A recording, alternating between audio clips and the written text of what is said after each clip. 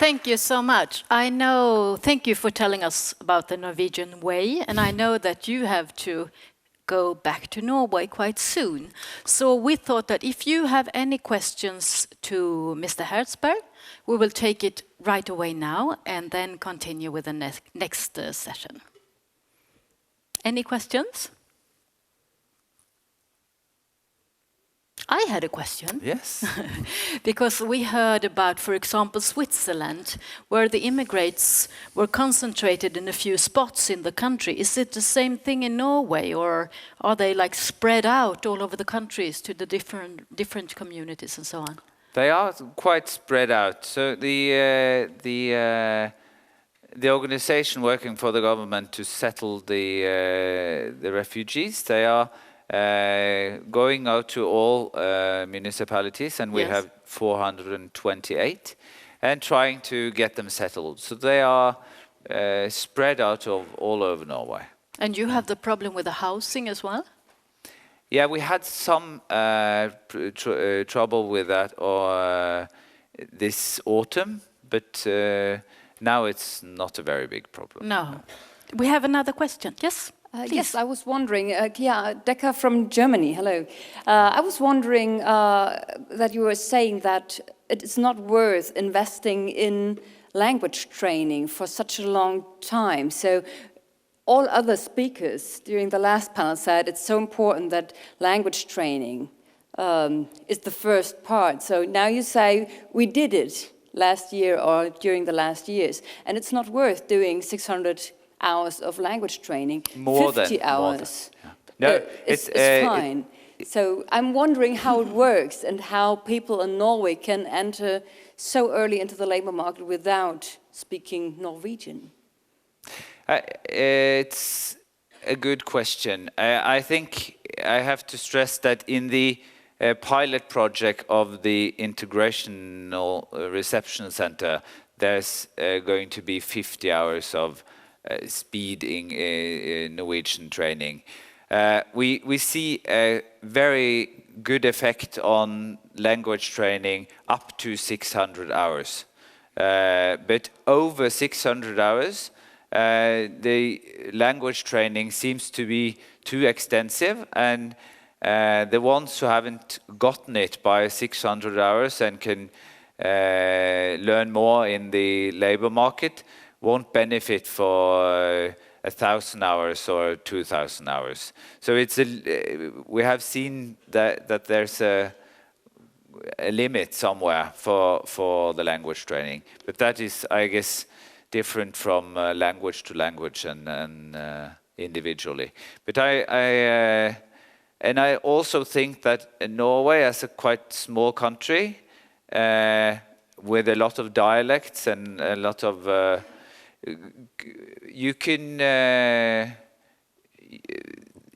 have a success also with English or quite bad Norwegian. So, yeah. We have two questions, so I will start with. Oh, we have 3 questions, but we will start with you, please. My name is Susanne Kratz from Brussels. I'm just reading on the slide as regards the new approach. Labor market has to be the main area for training. Yeah, and I was wondering, as we heard in this morning, that lower skilled have less and less opportunities on the labor market, and that many other countries are nevertheless intending to come to a completed vocational education and training, even if they choose a very labor market oriented form. So what is your approach there? Does it mean really fast placement and limited training on the job, or what does it concretely mean?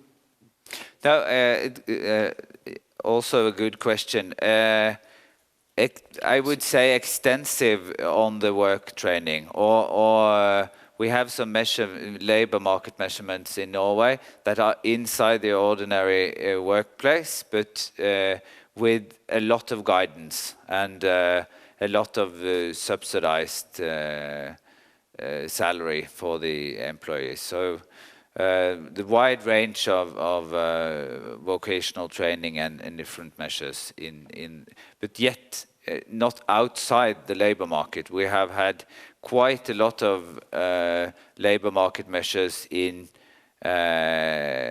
outside the labor market, trying to train them and then not exposing them for the labor market, to the labor market. Thank you. Yes. I had been going in the same direction, wondering what you're doing with the young people. Yeah, because you told us that you have a lot of young refugees. That's the one question. Do you integrate them in the school system, or what's your way for the youngsters? And the other question is in relation to this question, do you have so many job offers? Because it's the question about the Norwegian labor market. Yeah, if you have a lot of job offers, then I do understand that you bring them quite directly in the labor market. So the question is that your wondering, or let's say your experience, that you could really integrate them very easily in the labor market? Yeah, to the first question, that's not my line of work. So I know that we are that we do. The educational sector has programs for integrating them into the school system and trying to get them into schools despite the age of trying to get them to fulfill compulsory school.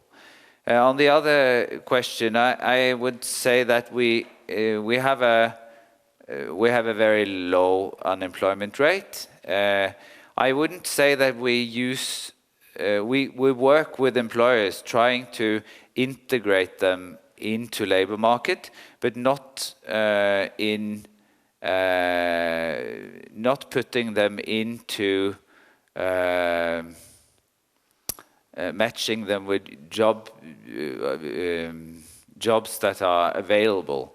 We have to work with the employers saying that we need this person to get into the labor market. Could you please take them in your business and then get them in, so into labor market by talking and cooperating with the employers. Mm-hmm. Now we don't want you to miss your plane, so just a short question and a short answer. Yes. Thank you. Because otherwise maybe you have to stay in Sweden, you know. Please go ahead. Then only one question. I understand that you try to accelerate the integration process in the labor market. I was a little bit surprised on one slide. To say it's sufficient to have 50 hours for for people to integrate in the labor market. Is there any evidence for this 50 hours, or is this only an assumption? When I take a look at German, and no employer would take somebody who have only 50 hours language course.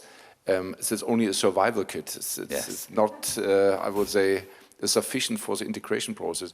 Is it an assumption, or do we have evidence that 50 hours are enough? We have no evidence, and this is a governmentally based proposal or an approach. So I don't believe that 50 hours will be a good way of or enough for anyone. So, but the challenge is that the government wanted to answer up the early intervention and wanted to make a pilot project on in the reception center period, and they don't have the money to say 100 hours or what they needed. So they say 50, and we're going to probably see that that is not efficient. So. Thank you so much. So it's a political answer for the question, and not evidence based. We give you something to read on the plane. Thank you very much. About Swedish traditions. Thank you. Thank you so much for coming here. Have a nice flight back. Thank you.